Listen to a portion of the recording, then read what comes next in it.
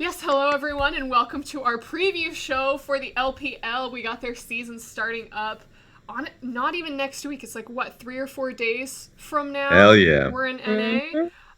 For those of you guys who do not know, I'm Ovilee, and I am joined by League of Legends expert Emily Rand, also the writer for ESPN and multiple other writing sources. Dear God, this girl just writes so much and just knows so much about the league. So Emily is amazing. This is Emily. I don't know how much I know, but I do write a lot just because I've been doing my taxes. And no And I listener, she knows a lot. thing. Yeah. One second, I'm gonna move my mic closer to me. And then we have our guest for today. It is the man, the myth, the legend behind all of these random ass Twitter videos during international events, and the best desk guest. It's Raz. It's Raz. LPL caster. It's Raz. Welcome, I'll Raz. take it. Thank you. Thank you for having me. And you know what? I'll take the compliment. I may not agree, but I'll take it. I'll take that it. compliment. We take those. We take those. Oh my gosh. For those of you guys who just joined in, we were talking about his freaking random Twitter stuff. Go dig through his Twitter. Yeah, Raz is the king of social media. Like on the DL, just go check it out. He puts us all to shame. Let me just say, if I ever make 20 years down the line, an official government position, that's where people start to go. This is where it's like, did you know in 2016, he was on the toilet once? It's just going to happen all at once. Good. It's freaking amazing. So this is a new show that we're trying out. Me and Emily, we're going to be looking at a lot of the major regions and then just trying to put together like a compilation of information that hopefully this doesn't run like an hour or too long. My personal goal for this is to try to keep everything kind of condensed so that people who maybe aren't familiar with this scene, or maybe people who missed some of the major off-season moves, can just use this as a refresher before this season starts up next week, variably, depending for each region.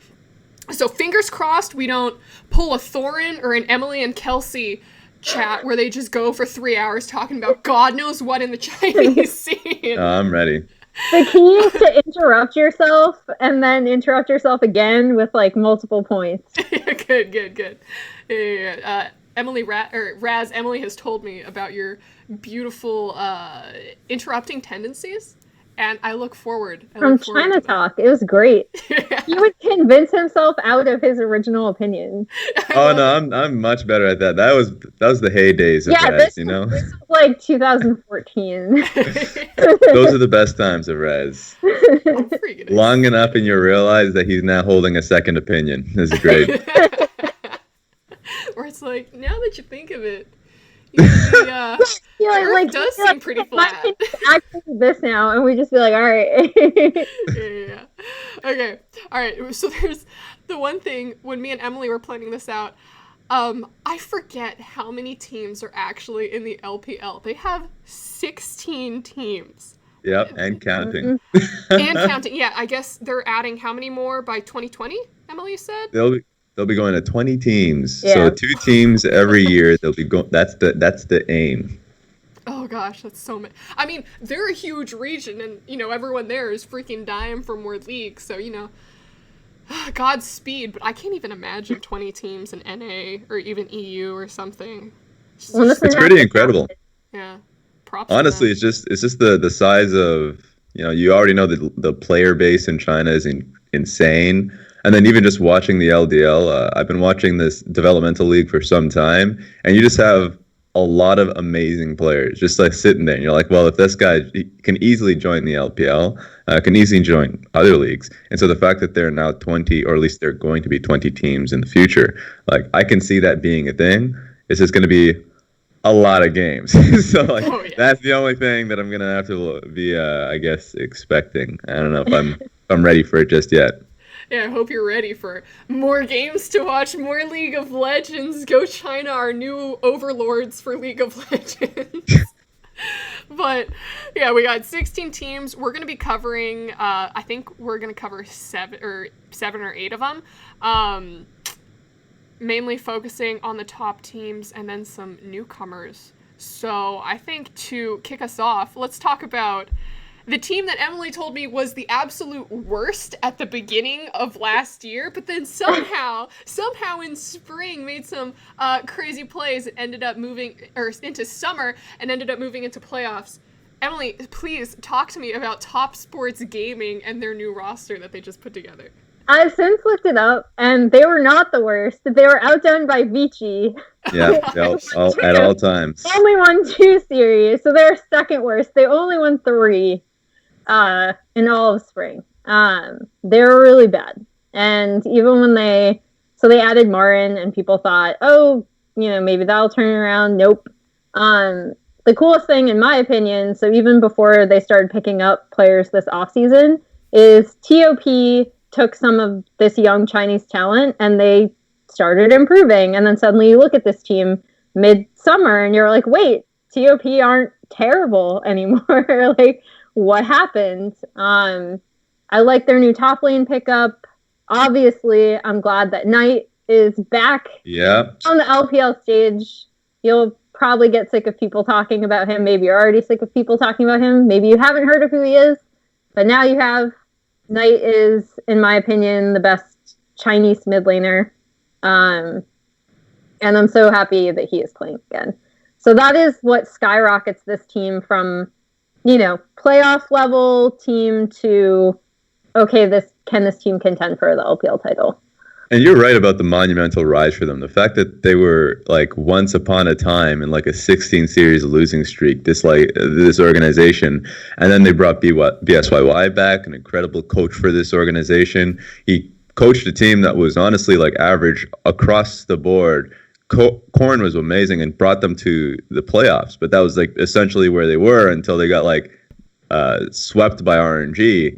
And then during the offseason, they were the biggest winners. Like, Knight, Loken was the biggest one. Like, these are incredible pickups. Knight, Loken, XX, just being able to keep him. And then 369, a lot of people won't know who he is because they're just bringing him up from the developmental league, but he's an amazing developmental pickup for this team. And so they just have a lot of carry talent here. He just turned 17, right? Yep, he's the youngest player. Yep. So he's the youngest player across LPL? Yeah, for now, because he just turned 17 and he's ready to play, he is the youngest player as of this moment. Oh my gosh. He looked good in Demacia Cup. He played for them in Demacia Cup and he looked good. I was like, wow. Because unlike Raz, okay, I will admit I do not have time to watch LDL. Sorry. Yeah.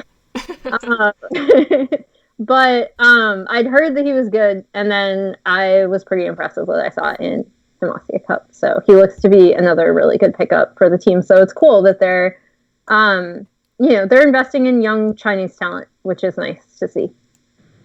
All right, I just had to fix Raz's head all of a sudden. His video keeps changing sizes, so it's either he shrinks into this tiny little head or we just get this huge zoom in on his eyes, and it's like, what's going on over here? But okay, so that was Top Sports. At the end of this, we're gonna go over your guys' like top 5 predictions and then probably like your bottom 2 predictions. Okay. But let's just move right along to Rogue Warriors because they had like a pretty solid roster and it looked like they were doing pretty well. And then what happened? They lost Doinby and then they picked up basically, did they just reset their entire roster or what happened? So they definitely did. They lost Doinby, lost SMLZ, no Mouse, no Flawless, essentially losing all of their carry potential in their team. And then they just brought in a lot of LDL talent. Now, a lot of people who've watched developmental teams, they've actually renamed too all of those players. Like, are just coming in with new identities, coming in with a Chinese historical, I suppose, theme. So they used to be, let's say, top 4 in the LPL, and now initially, before Demacia Cup, I pegged them as the last place team. Then Demacia Cup happened. And then I saw Zhang Wuji, their AD carry, and he is actually just insane. Even just looking through his Chinese interviews that he's done, that he's like essentially come across as like a cocky AD carry, another young gun that's just like, yeah, I mean, I can literally be. He's confident. He doesn't care who he goes up against, and he's known as a Vayne streamer. So Vayne one-trick streamer. Think of Gosu, except successful and I suppose, right? Like, I don't know. Like, so just think of a Vayne streamer who's able to play in the biggest league right now, and who's successful. We'll see when he comes on the LPL, but in Demacia Cup, it was a hell of a good showing. Yeah, I was also super down on this team until I saw them in Demacia Cup, and then I was like, oh, okay, like, Rogue Warriors are kind of that quintessential Chinese lineup where they're young, they're mechanically talented, and they're dumb. And so the question is going to be whether they can take that talent and turn it into a better understanding of the game. Because I actually, again, I expected, maybe it's because I expected nothing out of this team, but they kind of impressed me in Demacia Cup. I was like, oh, okay, they have some ideas. They make some interesting decisions, and they could be fun to watch just because it's just a lot of young talent coming in.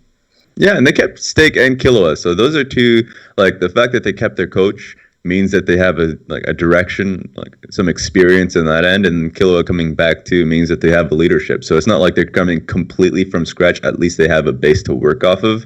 So they have a good base, good talent on the roster. It's going to be a good start for them. Yeah. So also, if you've ever wanted to see someone who knows every single build ever and every single rune combination ever for Tom Kench, that is Killua. So when you guys are saying fun to watch, is it more for the, oh, look at all these new players, or could this be like a, oh, here's a team that might just be trickling down a little bit? I would say fun to watch as in just literally the play style they go through. I know that LGD's support staff ended up their opinion on teams got leaked through, and one of their information that they had on RW is that they mindlessly funnel through their AD carry. And so it really does feel like you're watching the past LPL, where you see a team that fights constantly and they play through their AD carry. And so the fact that that's just something that you watch, I would say that it's fun simply because it's action-packed, as you saw in the Demacia Cup, and it's something that they're going to be trying to consistently hit. It's not, the strategy isn't there, and this is why they'll end up losing it a lot of the times, is because their side lanes, their jungle and their top laner, isn't really up to par at the moment. But they recognize what their strength is, and they will just relentlessly play through their AD carry and try and fight through that. Ooh, I'm excited for that. Moving on to the next team, Team WE. These guys used to be my favorite, just because I remember watching them so long ago. And what was it, Season 2 Worlds? During that long-ass technical difficulty break. We all have flashbacks, yeah. Oh, gosh. But Emily, I know you really wanted to talk about their interesting coaching changes, so do you want to start off with that? I mean, I just want to talk about Wei Zhao. He's coaching.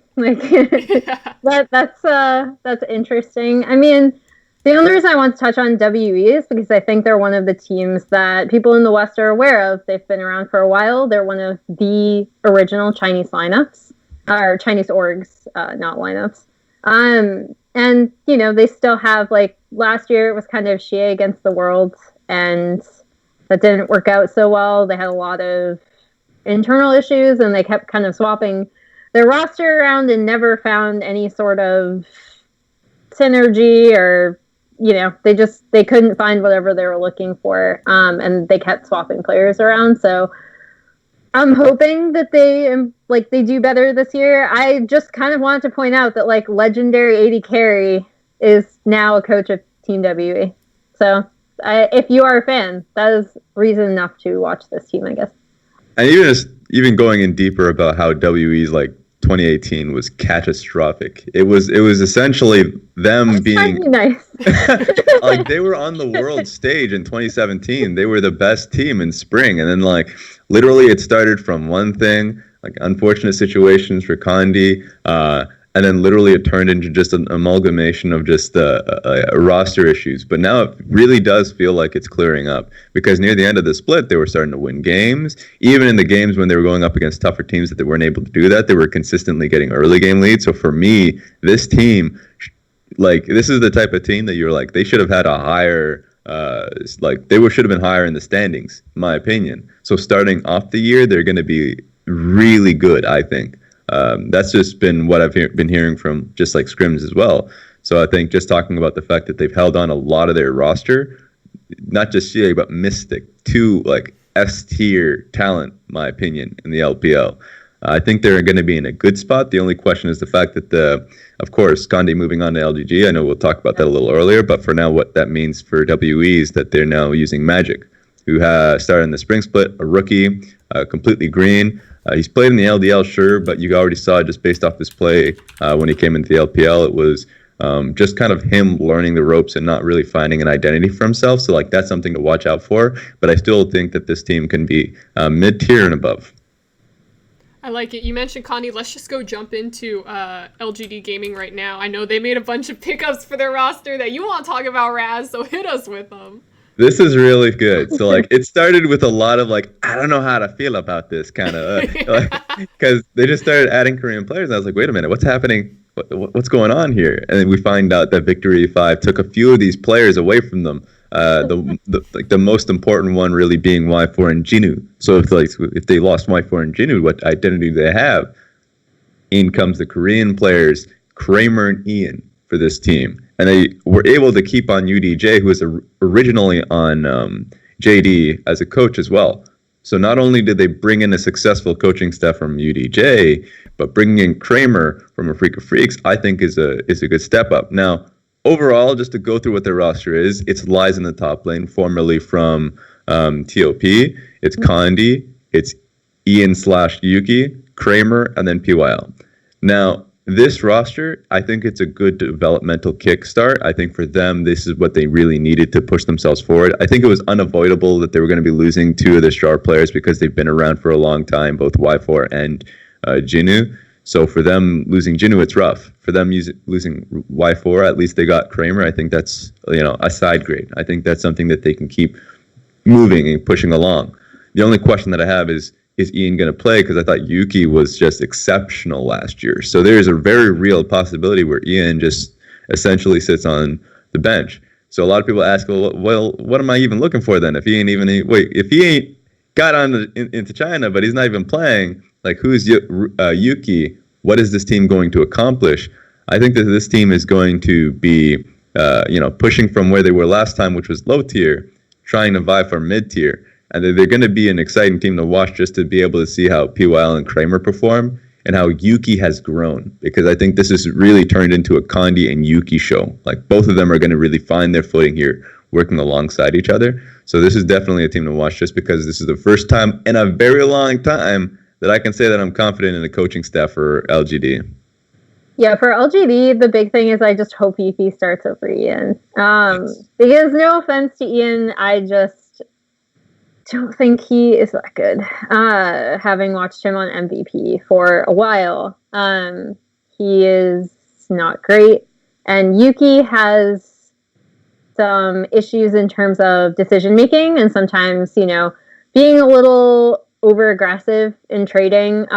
Something we actually see kind of frequently of a lot of mids that come up in China, to be quite honest. He's like sometimes gets a little bit distracted by the duel or something like that. Ian is like the exact opposite. He just, will kind of sit in lane with wave clear mages, if that. So I kind of just hope that I want to see that progression from Yuki. I want to see how he meshes with Condi. I actually do like the Kramer pickup if they were going to lose Y4. I think Kramer is better than people give him credit for, and I definitely don't think he was like the issue on the Freaks. I think the Freaks had some internal mental issues that they've actually gone on record and talked about at the World Championship. So I like Kramer. I am kind of out on Ian, but I do want to see Yuki and Condi and see how they perform. Yeah, I think one thing to remember, you talked about him getting lost in duels, like 17, you're right about the fact that he would focus so much on it because he had 17 solo kills throughout the summer split. Like the guy was super focused on the fact that he was just essentially doing really well in his lanes consistently. And the only backtrack was the fact that the jungler would come. Yeah. So I think that's why Condi is going to be a big pickup because I felt like Amy wasn't really doing it. And he's still going to be on the roster, but you should be expecting a lot more Condi on the field. So that's going to be a big plus, is just seeing the 2v2 start working out for LGD. Sweet. I know, Emily, we're going to be talking a lot about A Freak of Freaks tomorrow with Ashley and all of their big mental booms that you mentioned earlier. But let's move on to the next team, Suning, because they made 2 pickups, which, did they just kill the LMS scene? Like, by taking these people from Flash Wolves? Like, because that's... I feel like, okay. So, as your friend and mine, Xander, the one person who still follows LMS regularly and loves it, as he put it, it's a lot better if you just think of LMS as a developmental league now. LDL Part 2? Yeah, exactly. But yeah, I think this is, it's been a few years. Everyone's been kind of wondering if Sword Art and Maple were going to leave, and this year they finally did. I think for Suning, what I saw from them in Demacia Cup is a team that obviously has a lot of talent and just needs to come together, and that's it. And if they do come together, they will be a very, very formidable team. Because a lot of the mistakes you saw them making in Demacia Cup were just visible kind of communication errors that will be shored up as the team continues to play together. And for me, there are 2 Razes in play here. Raz number 1, the unselfish Raz. The unselfish Raz says, you gotta do what's best for you. Maple and Sword Art had just been number 1 in the LMS for so long, and all I wanted from these 2 guys were to be able to be happy doing them. I feel like for a lot of professional players, they just want to be in a league where, competition, they can find real growth within their own play, and also just, at least can be consistent, really push themselves during the regular season. So when they go into an international event, they can get something a lot better than what they have been getting in the Worlds in the past. But then Selfish Raz agrees with Unselfish Raz, but for a different reason. I just want to see them play in the LPL. I just want to see them play. And so for them now on Suning, this team is so sick. I know, I've been talking to Clement. He thinks that they're going to be 4th, I believe, to TOP, because he has a lot of, he has a lot of faith in TOP coming in as a 3rd place team. But Suning, I think this team was built to be an international team. The fact that they have SMLZ, who has always believed that he was the 2nd best AD carry next to Uzi. The fact that they now have Sword Art, who's always been best support in the world. Like, the only thing that's been going against him is the fact that he hasn't been on a major region. Then Maple, Xiao Al, who is literally, once again, 2nd best to the Shy. And then Hacker, who's I voted for in the all LPL team to be 3rd next to Karsa and Ning. So by all means, this is a super team. They brought the best players that they could have brought, and then they put them on this team. I felt like Suning are going the hardest. And remember, this is the best part. They did not forget about the coaching staff as well. Easy Hoon and Coach Comet from A Freak of Freaks has been brought onto this team. So not only they have excellent drafting that's come in through from A Freak of Freaks, but then Easy Hoon now, I guess, low-key retiring, going into the coaching staff as well for this squad. Is going to be super fun to watch this team grow. Their first series is literally up against BG Gaming, so Easy Hoon might want to sub himself in on this one and just get in there. Get revenge. Yeah, but this has been real good to see what Suning's been able to accomplish during the off season. Yeah, I think the best thing is that this roster seems to be really well thought out in terms of how they can spread resources, how they have threats in every single lane and the jungle. Yes. And I think, because one thing that goes unsaid, I think, when people are talking about, obviously Sword Art and Maple came, SMLZ, if you hadn't known him previously in China, I think more people kind of started to know of him since he was kind of the Rogue Warriors plan of attack most of the time. Yeah. But their top side is so strong for Suning. Xiao is an amazing player. Him and Zoom were kind of my 2 top laners to watch last year, as they both kind of improved over the year, and they already started out as just these young raw talents. So I'm really excited about this team. I think they're going to do well. So as someone who is clearly not an LPL pro like you two, but I mean, I'm probably iron tier when it comes to my knowledge about LPL, because I really only pay attention when we get to the international events, and then it's like, oh my god, RNG and then IG and EDG. So hearing about this team and hearing how you guys are super excited to see how they play, now you guys kind of got me pumped up and excited to see now how you're they a do. Suning fan. Yeah. I also like their logo. What is it? Is it like I only have a small version of it. It's like a little lion. It's Oh, this is great. This is great. So it's a lion with like a thunderbolt on it. Yeah. This organization used to be called T-Bear Gaming when they were in the LSPL, but then they got picked up by Suning, who is like a massive, like, think of Amazon in a sense. That's what Suning and JD are, and Suning was able to essentially get into the scene, pick up this organization, and they were like, you know what? Suning's like, we have a nice little bear with a sun. That's our logo. You guys, no, they have a lion. Suning is like, we have a lion with a sun. You guys have a bear, and I have no idea what that is, with a thunderbolt on its head. I guess Barry Potter. Let's just like combine them, like literally ship it. That's who we are. I was like, okay. They didn't want to completely take over the logo, so that was the thought process at the time. All right, I love it. Well, then humor me. Let's talk about a team that I really know and that I really enjoyed seeing at Worlds. Edward Gaming, EDG. They're basically keeping their entire roster, right? And I mean, yep. I liked seeing them at Worlds. I thought they did a pretty good job, except for when they hurt my boys in Team Liquid. That made me cry. But I mean, like, they did well. How do you think these guys are going to do going into the new season? EDG tilt me so hard, and I love them, but like watching them at Worlds, I was actually really down on them. I initially didn't think they'd make it. I thought JDG were going to make it.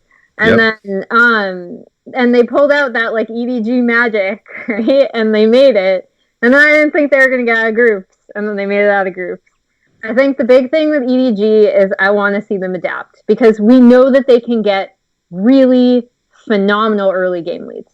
Like, this team, they can come in with a great early game plan. We know they know how to focus bot side. Like, they can take that tier 1 turret down before 10 minutes if they want to. But when it comes to the mid game, suddenly all bets are off. And from EDG, I want to see, like, especially since they kept this lineup, so they're like, we believe in this lineup, I want to see them figure that mid game out. Because talking to them at Worlds, they, like, no one is more aware of their own shortcomings than the players of EDG. Like, they are very aware. And that gives me the sense that they might not know how to go about it. Maybe the coaching change will help. Not to say that Nofe wasn't doing a good job, because he was doing a great job. He had so much success with this team. I think losing him could hurt. But maybe it's just time for a breath of fresh air, someone else to come in, take a look at this team, and be like, okay, guys, like, mid to late game, like, what is going on here? Because that is their issue. Yeah. I think for this squad, I said this earlier, this is the youngest and greenest EDG we've seen. The history of EDG, they've always found successful, already previously successful talent to be able to bring on. Like Deft, for a great example, Pawn is another one. Even to a certain extent, you could say you and Name, where they came in from different organizations and they were able to perform. And then this team here, like, you could say Ray has some experience underneath them. That's good. But then you look to the other, like the rest of the roster of Haro, iBoy, like these two players immediately are just players that come into the organization and they're essentially just learning competitive as they go along. And now iBoy is incredible. He is an S tier talented 80 carry. The issue is more so in just being able to remain solid for 40 minutes of play. And I think this is what EDG struggles in, is not only just in the terms of identity of who they are as a team, because at times they'll be rolling around with triple threat in their composition because Ray is a phenomenal carry, and they realize they can't necessarily play through that. He'll either die in lane because they can't get their jungle top side because they're focusing bottom lane. So there's always a communication breakdown in that instance. Or what they realize is once they've actually got their chips together, put Ray on a tank and play through essentially what is 100% EDG. And then their issues are mostly just in, like, can they play solid League of Legends, or are they looking for 25 minutes when they have a lead hey, maybe we can get a pick here, and they end up losing. Like, so these are just like small points of just like what experience would cover, and I think that's why Clear Love is still like just looming over, because that experience is desperately needed. And you're right. Like, I think Nofe is a phenomenal coach, but the added perspective of another coach is probably needed. And I think that Hart coming in to this organization from RNG might be a big touch, because remember, Hart was in an organization that already had a solidified identity. Play through your AD carry, and this is like, just go, right? Run onto the field, but you like, Let Me knows his role. Shahu knows his role. That was an experience that he's been with for so long now, and he's coming into EDG. Like, he can work with that, and I think that's something that like added perspective is always valuable. Yeah, so I hope Nofe has an exceptional time when he's on Africa Freaks. I think that's going to work out very well for them, as you guys are going to talk about them tomorrow. But EDG, hopefully this works out, because it's the difference between being like a third place team or being a fifth and sixth place team that we're now talking about EDG. Before we move on to RNG, because we're going to talk about them next, I just want to throw in my little analytical point, because let's do it. You know, I just really thought that Ray made a great decision in coming to NA for a year and boot camping in preparation for the LPL. You know, really trying to take on the big dogs before trying to, prove he's the best with the, the comparative small fry in China. But, I mean, speaking of, so whenever I talk about RNG now, they were so hyped up before Worlds. They had won everything. They were on, like, their golden road. They had the golden year. Everyone in China would support them. Stop it. And then it just felt like they just let all of China down. Raz, come back. They let us down. They let all of China down at Worlds. It was just a completely disappointing play, disappointing showing. Emily, like, did they get cocky? Like, what the fuck happened here? So, what I love finding out while you're at Worlds or like afterwards is who's been skirming who. And Flash Wolves and RNG were skirming each other, and they both definitely came up with these like single damage compositions. I think the big thing to me for RNG that was so frustrating at Worlds specifically is that this is a team that came into MSI and it was like, they're not going to win MSI, actually, especially after their group stage. They were pretty shaky early. Even though they had just won, their first LPL, I still thought they had some issues. And at MSI, and then also through summer, I thought what RNG really learned to do super well was, again, it's kind of what Raz alluded to when we were talking about Hart, is, Let Me knew his role. They knew when to play Zatai to swap it up, because Zatai is a lot different player, right? It's not just about like tanks versus carries. It's how they play in lane, what they do for the team, where you want to focus your pressure. Xiaohu, a lot of stuff went through Xiaohu and what he was doing in lane, holding down mid. And I think RNG kind of lost that when they got to Worlds, and they were like, okay, we're going to do single damage comp. We're going to play through Uzi. And it's not to say that they weren't playing through Uzi before, but everyone kind of had their role. And when they got to quarterfinals, it just seemed like they went back to a very limiting kind of style that I thought they'd gotten over it, right? Like, it was kind of like watching them and being like, guys, I thought you learned your lesson back in spring. Why are we doing this? And that was what was so frustrating to me. I don't know if Raz has anything to add to that, but like from an analytical standpoint, that's what frustrated me the most about RNG, was just watching those compositions in quarterfinals. There we go. I mean, Emily, at this point, she's my representative. She speaks for me on that case. Frustrate you, Raz? Yeah, there we Did it frustrate you? It was on the same day that IG ended up taking that win, too. So, like, it was literally on the same day where I was already on a high. Nothing could go wrong. They literally have all of the championships and a gold medal.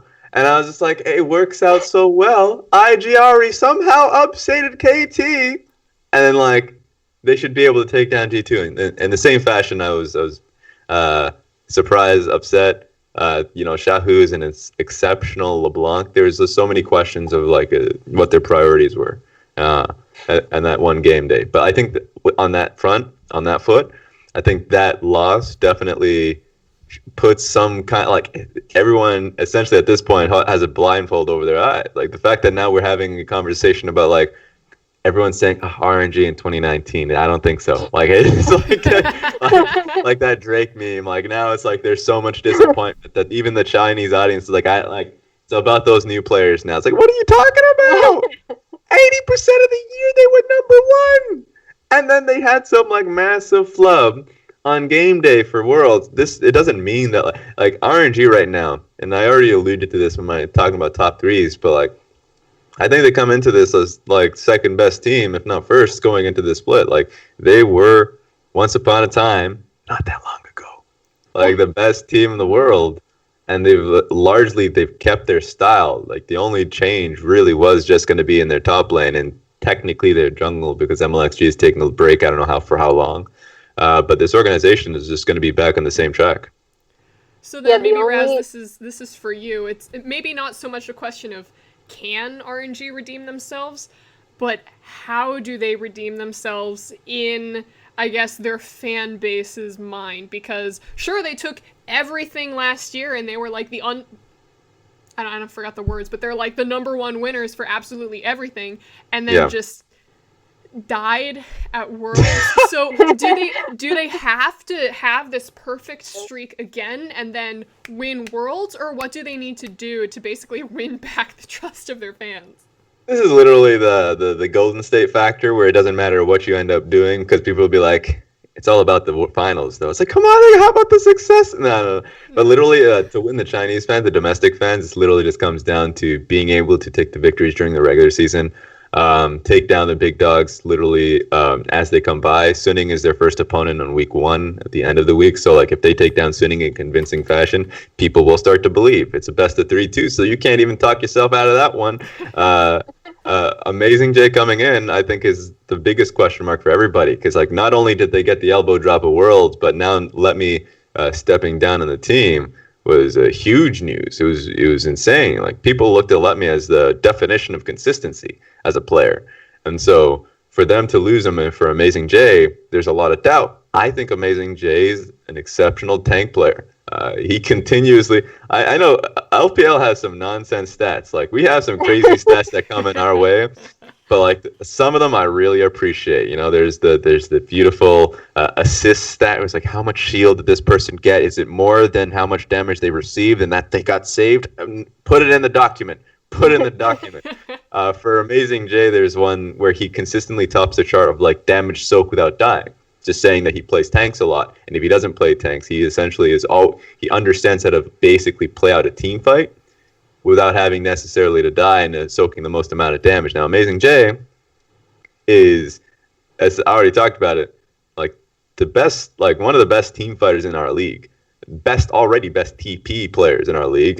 Like he's always been able to save his team fights no matter what with his teleports. And the reason why people don't know about him is that he's consistently been on the bad teams. He's been on IMA. I know they made it to Worlds once, but then they've changed to BLG and they've been unsuccessful since. He's been on Energy Pacemakers, technically been on EDG, but he hasn't played for them consistently. So like he had like that one split where he played a few games here and there. So this is the biggest challenge for Amazing J. He's on really the biggest pedestal. We get to see how he can perform when he has a team around him, and he's a shot caller too. So added voice to the team. I think this is going to be great for them in the long run. We'll see if they can take down Suning in week 1, but I think definitely if they're aiming for Worlds, they should be a stronger team now with that added voice and skill. So would that be your number 1 game to watch for the first week, or what's your top game? That's my second game. Your second top game is literally the most looked forward to game for me is going to be on the opening day, the 14th, in 2 days from now. It's going to be Invictus Gaming and TOP. We already talked about TOP being the Young Guns. The Demacia Cup finals was literally between both of those teams because IG got tossed out of the winners bracket to TOP in a 2-0 success. Like it was insane to see those two teams play it out. And we get a rematch, best of 3. That's going to be amazing. That's our first game of the split. All right, well, let's just jump straight into IG then and talk about them because they are our 2018 world champions. Cue the music, cue the pop stars, cue the KDA dancing. But so these guys, they took everything. I was still expecting like there to be some Korean team. Come on, KT. But then this was clearly the year of China and for some reason EU for Worlds. But How did that happen? How did it happen? Cloud9, please next time. But so now that they've taken the biggest title that they positively could, are they going to be able to finally take down RNG, take down some of the new upcoming teams domestically, and win their first split? You go for it, Emily, because I'm wrong every time. It's so funny talking to them because, again, like, you know how I said, like, no one's more aware of their own mistakes, like, as the EDG players, and I was talking about their early game versus their late game. Like, no one is more aware of their own mental hangups regarding Royal Never Give Up than IG. Like, you ask them about it, and their faces just, like, fall, and they're just like, yeah, we know. It's, like, something we have to work on. Like, we really need to prepare ourselves mentally because they, for whatever reason, they have some sort of mental hang-up with this team that is all their own. Going up against them this year, I feel like they have all of the tools to beat them. The most impressive thing I saw about IG was how they actually did study and adapt to their opponents at Worlds. Because previously, if you listen to me talk about them at all throughout the year at pretty much any point, I would be like, I love this team. They have a ton of talent, but they do the same thing and they're dumb. And I don't think that's why I don't think they can win. And I actually got ripped apart before Worlds because I said that, and then they ended up winning Worlds, so I guess I look stupid. But I stand by my analysis. Like, they weren't a team that adapted well. They if you get into, like, a 1v1 scrap where the entire game falls apart and you're just fighting each other, IG will fight you every single time, and they will win. And they love that environment. But I think the most impressive thing for me about this team that I saw at Worlds that gives me hope that they can definitely win an LPL title is the fact that they actually paid attention to their opponents. They adjusted. We saw Ning adjust and really respond to what Broxa had been doing. We saw Baolan adjust and respond to what Fnatic's bot lane was doing. So I think those key indicators from the finals are really what give me a lot of hope for IG in the future. And it's like one thing you have to remember is this team is still relatively young together. Back in 2017, we were talking about like how it was a shame that they didn't make it, right? Because they had just kind of come together. They just started playing really well together. They barely missed out on making Worlds. Next year, they come back, they win Worlds. And so now I think, yes, I definitely think this team will be contending for an LPL title, if not winning it, because I think they've actually improved, which is something that I didn't think I'd say.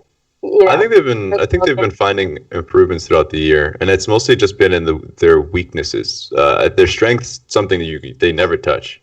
Am I still online? Am I still good? Mm-hmm. What? Yeah, you're still No. Does he think he's No. I can hear you. He might be cutting out. No. Oh, I'm alive. There we go. I'm alive. Yay!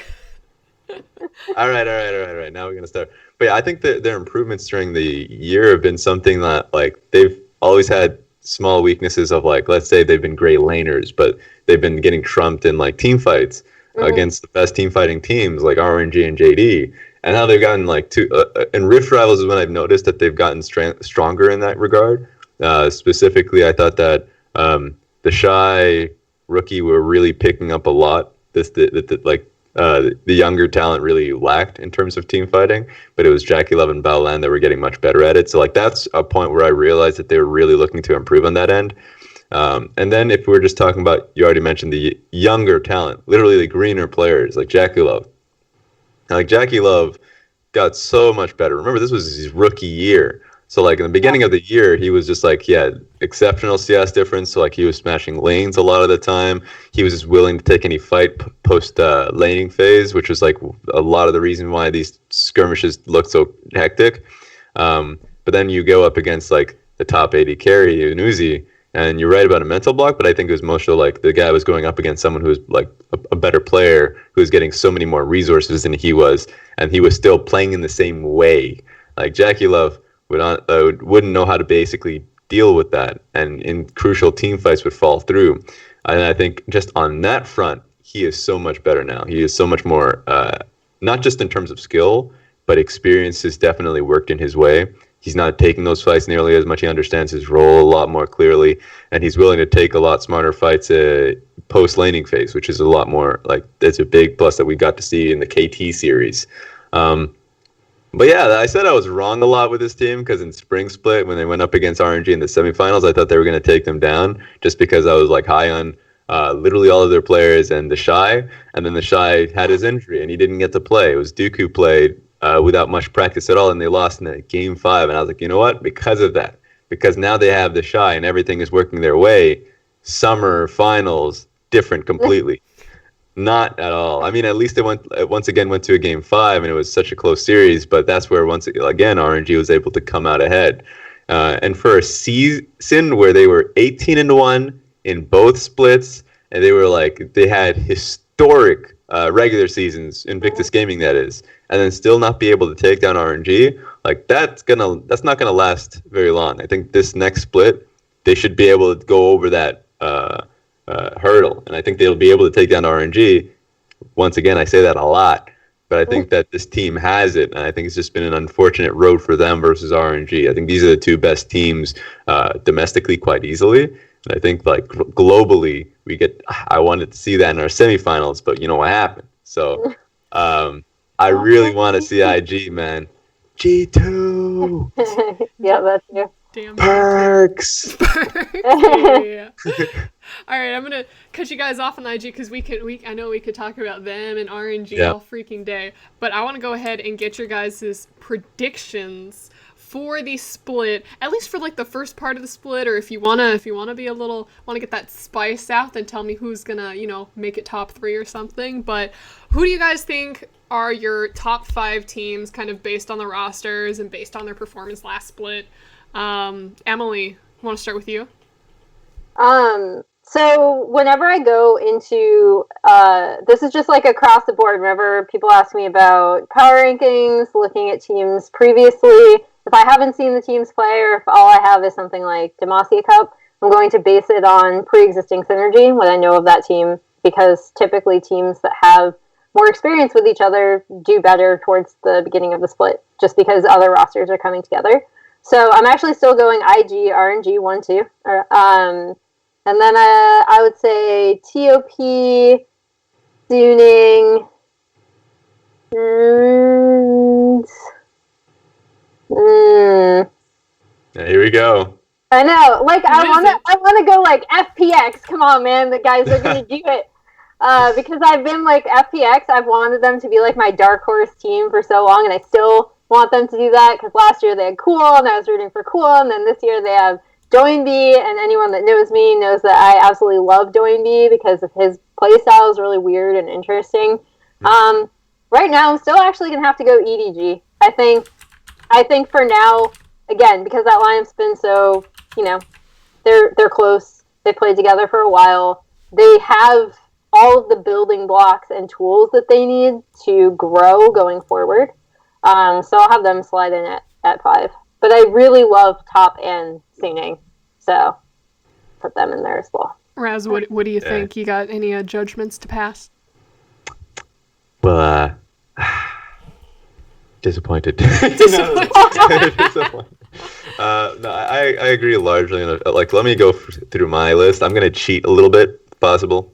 Can I say who my 6th, top 6 is? I'm gonna Emily be quick didn't about get it. to say her top 6. All right. This is for special privileges. Hello. How about 5.5? You can have half. Give us a letter. Half of FPX. Yeah. All right, I got you. IG RNG. I mean, I think a lot of people will be asking about RNG and why. I once again, I don't think this. I think this team has made a side grade. The synergy of Amazing J is going to take some time, but ultimately, spring split playoffs, they'll always come back. Sinning Gaming, I think, is going to take number 3. I even said like that was just going to be the case. This team was aiming for 3rd place with this with this roster. They have 2 pre-existing synergies with the Flashbulb Boy, and the top side they have the already like SNG roster in there. So they're 2 essentially Maple, Sword Art, Sha'al, and Hacker. If they were just rolling with each other, then I think it's already just successful right then and there going into team fights. I think go with JDG. There we go. That's my number 4. Ooh. That one is a big one. I think JDG number 4 simply because they kept incredibly crucial players for themselves. They not only kept, and I'm going to repeat by saying coach as well. Coach Ohm coming into this organization once again is super important. That was the reason for their success coming into the summer split.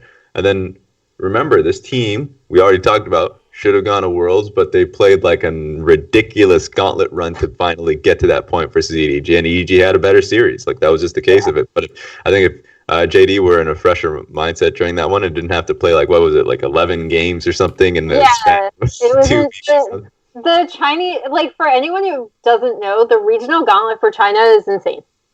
Yeah, like actually insane. They had to go through the go through the season, go through the playoffs, just lose to Invictus Gaming in a ridiculous Game 5, and then go to the gauntlet and run the entire gauntlet. It was nonsense. So like they already kept the core players, like they kept Cope Dome, they have Yagao, they kept Zoom, they kept Lu Mao. These are 3 incredibly crucial players that they really needed to come into this roster. And then the identity of their jungler, sure they lost Clit to SKT, but now they have Levi. Now they have Flawless, 2 very similar-minded players. And then when we talk about AD carry, Imp coming in, I think that is a little bit of a downgrade to Loken, because I think Loken had an exceptional series, and he really meshed with the team. But like Imp is not that. Like I think Imp is going to come in still strong for this organization. So like they already have essentially the same blueprint from last year, and I think it's going to work out this year as well. I think this is their fresh start. So I think coming in as 4th place, that's my take on it. Then it's going to be TOP, because they still need to figure themselves out as an entire organization post 20 minutes. Their post 20 minutes, I think, is still a big jumble. Then, as my point 5, ED. Now, you could take that for where that is. I don't know any organization that starts with the 2 letters ED. I have no idea. He might be his nickname might be Ed. It could be a new team coming up through the bottom. Oh, speaking of bottom, bottom 2 teams. Okay. Who do you think's just gonna eat it? Raz, we'll start with you this time. All right. I'm gonna go for 2 teams very easily. I think it's gonna be OMG and Vici. OMG simply because they've had a very rough time last year. They're keeping the same roster except going for a 10-man.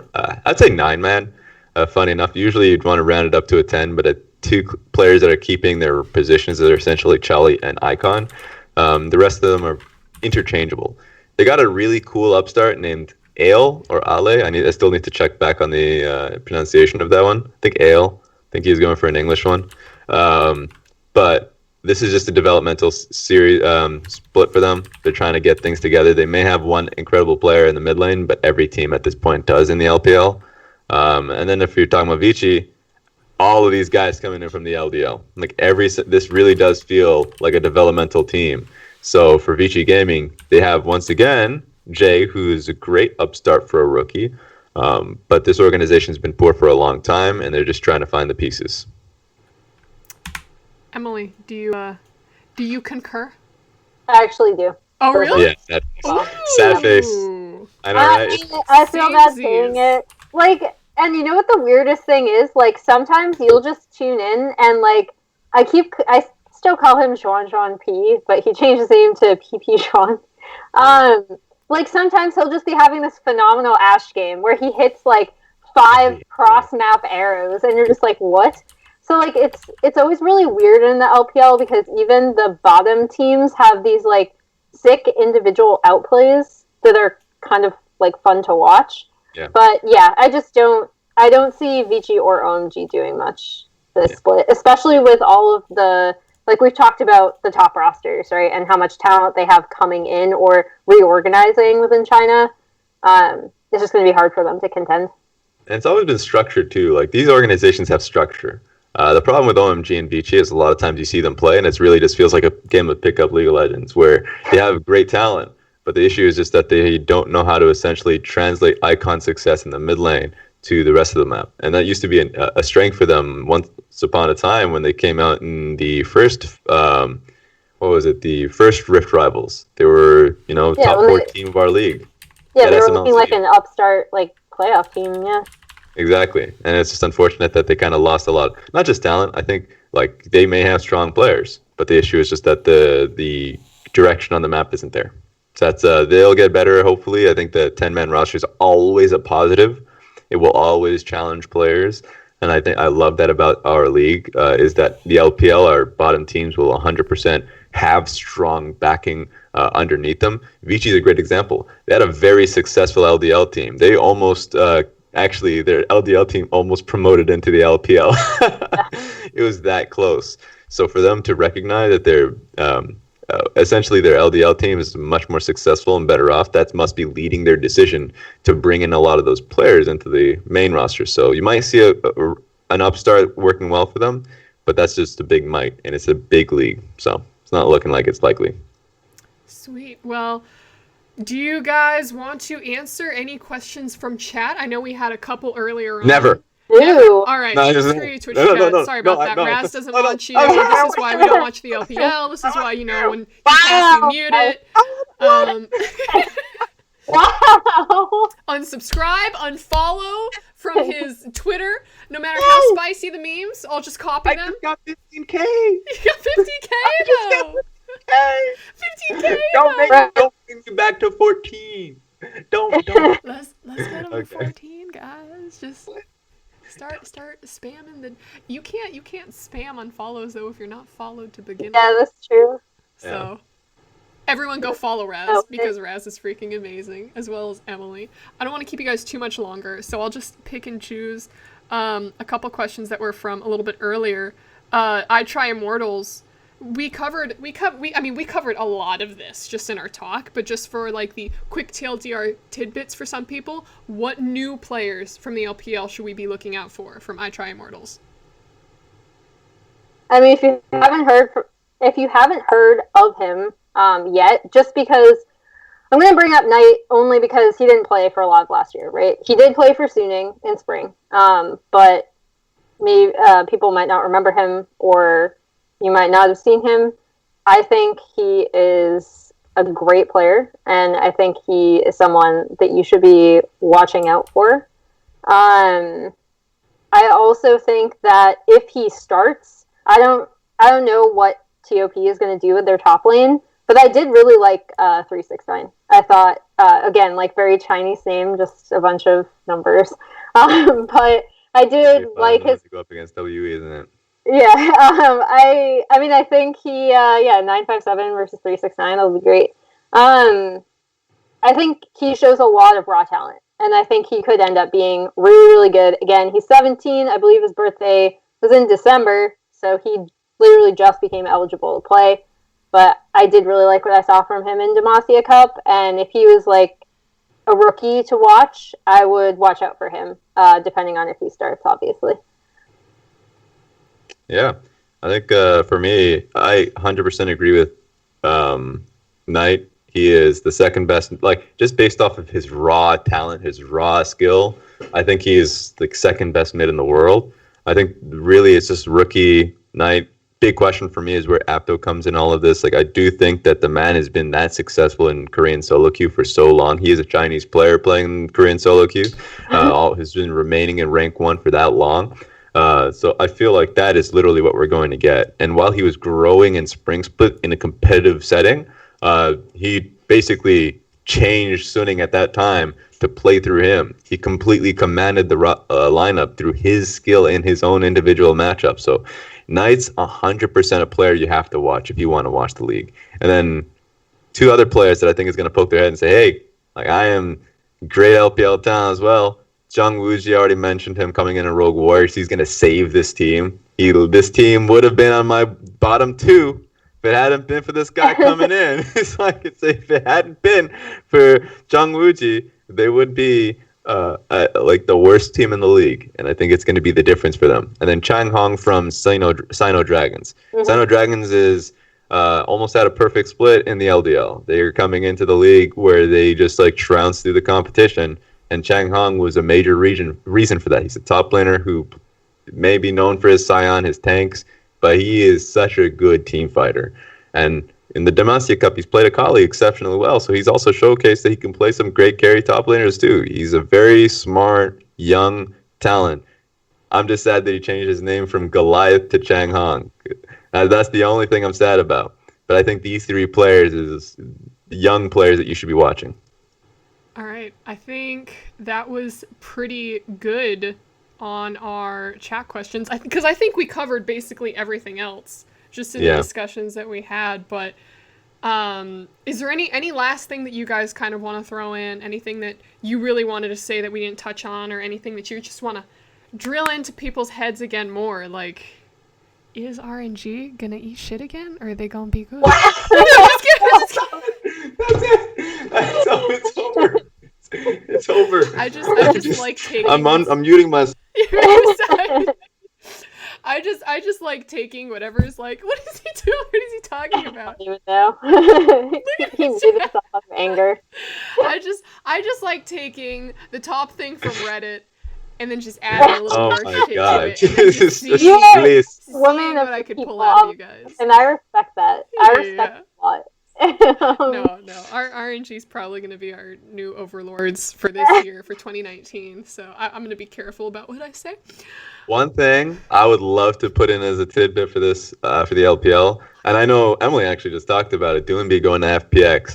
FPX was already, yeah, I know, right? FPX was already just like a bloodthirsty team that was just full of talent, but they just ran at you. Now they literally, I was like, are they going to improve this? Are they going to add like a stronger coaching staff? Yes, they brought in Warhost. It's like, okay, that's great. Another LMS talent ripped away from the. Oh, that's great. That's excellent.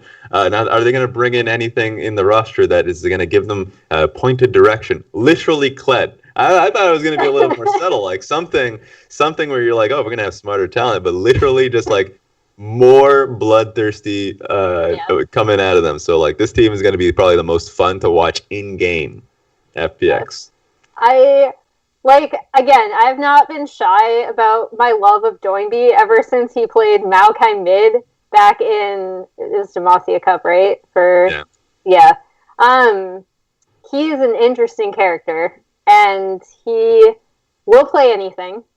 And even though he's known for kind of, I guess, how would I even put it? Like picking weird lane matchups that you might think, oh, that should be in top lane, but no, Doinby is playing it mid, and once he bests his mid opponent, he goes and affects the side lanes.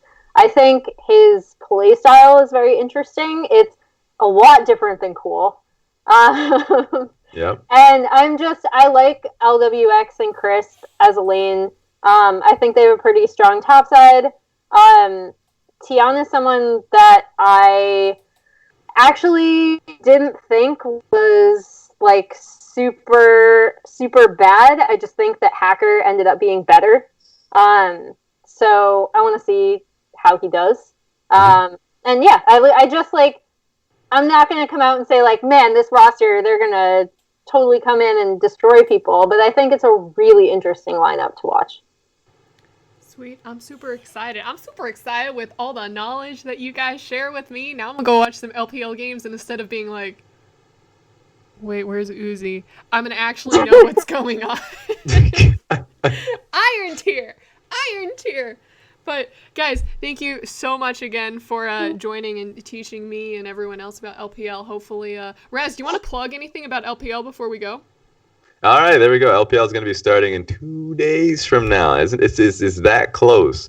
We're so close to being able to watch the LPL. On top of that, stay tuned for a lot of news that's going to be coming up. A lot of people are going to be asking, or at least have been, asking the same question, or who are your new casters? Are you still casting with Clement? And is that it? Is that the team for the entire year? No, we have some casters coming up, so do tune in for the announcement. That'll be coming up right quick. So there's a lot still in the pipeline, and we are just 2 days from the league starting. with our bet, my favorite game already. So like that's how you want to kick it off. Ooh, I'm so freaking excited. But I was a little bummed. I just wanted you to be my only caster. You and Clement just going back and Just forth. him and Clement every single game. Every single game. Pull a Papa.